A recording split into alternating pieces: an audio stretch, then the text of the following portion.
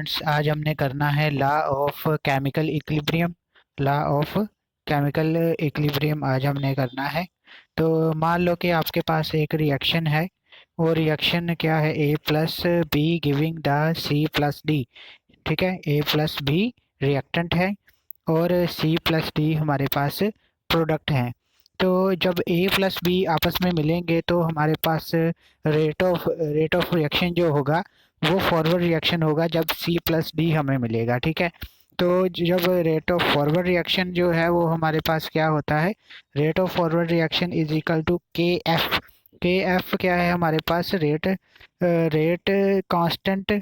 के एफ क्या है, rate constant for the forward reaction. So concentration of A and concentration of B हमने parenthesis में लिखी है। ठीक है, तो इसी तरीके से हमारे पास जो बैकवर्ड रिएक्शन भी होगी, so rate of backward reaction is equal to K B, तो concentration of C and concentration of D, तो इनको पैरेंथेसिस में लिखा हुआ है। ठीक है, तो जब रिएक्शन बैकवर्ड होगी तो तब जो सी और डी है ये रिएक्टेंट बन जाएंगे और ए प्लस बी हमारे पास प्रोडक्ट बन जाएगा। इसीलिए law of mass action follow हो रहा है इन दोनों में। ठीक है, तो जब इक्विलिब्रियम होगा तो देखो फिर क्या कंडीशन होगी। जब हमारे पास इक्विलिब्रियम होगा, in case of equilibrium there will be a condition, देख सकते हो कि K F is equal to K B होगा हमारे पास। ठीक है, पेज नंबर 5 देखो खुल गया है आपके पास। तो इसमें क्या होगा, सो देयर विल बी है rate of forward reaction will be equal to rate of backward reaction. Rate of forward reaction और बैकवर्ड रिएक्शन दोनों का जो हमने according to law of mass section लिख दिया है। सो जो इधर के बी है, इधर मल्टीप्लाई हो रहा है और दूसरी साइड जाके ये डिवाइड हो जाएगा के एफ के।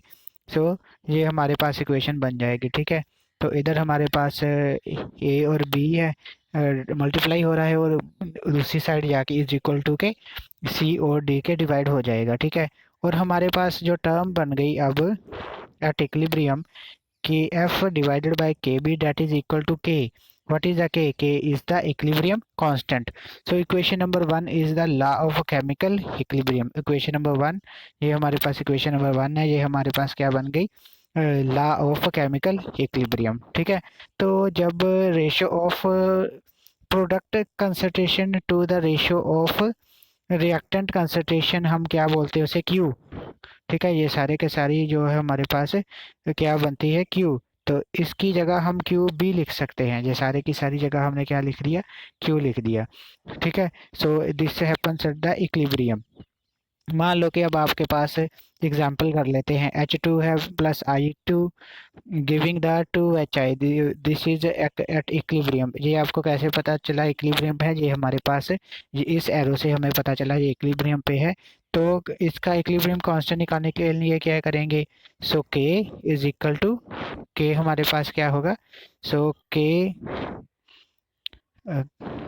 हमारे पास है के इज इक्वल टू HI, सो के इज इक्वल टू 2HI हमारे पास बन जाएगा। तो इसका मतलब है कि प्रोडक्ट हमने ये वाला प्रोडक्ट वाली साइड इधर लिखनी है और इसका कोफिशिएंट 2 है और उसकी पावर हमने 2 लिख दी।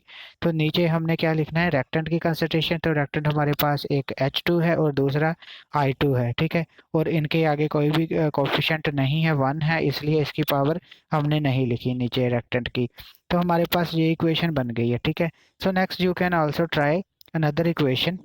So this is another equation, 4NH3 plus 5O2 giving the 4NO plus 6H2O।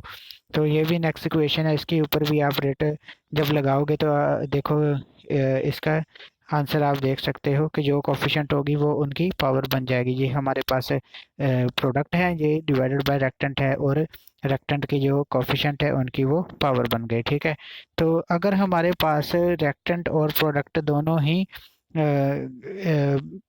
Gas state में हो, गैसीय स्टेट में हो, तो तब हमने क्या इक्वेशन करना है, उनका पार्शियल प्रेशर लेना है, PC. PC is the partial pressure. तो PC is the partial pressure of product C P D हमारे पास partial pressure of product D, P A partial pressure of reactant A, PB is the partial pressure of reactant B। तो ये उनकी power है small C, small D A, small B. तो ये हमारे पास क्या है, these are coefficients of reactants and products. Okay students, तो हमने अभी डिस्क्राइब किया है कि लॉ ऑफ केमिकल इक्विलिब्रियम कैसे लिख सकते हैं with 2 examples. Okay students, thank you very much.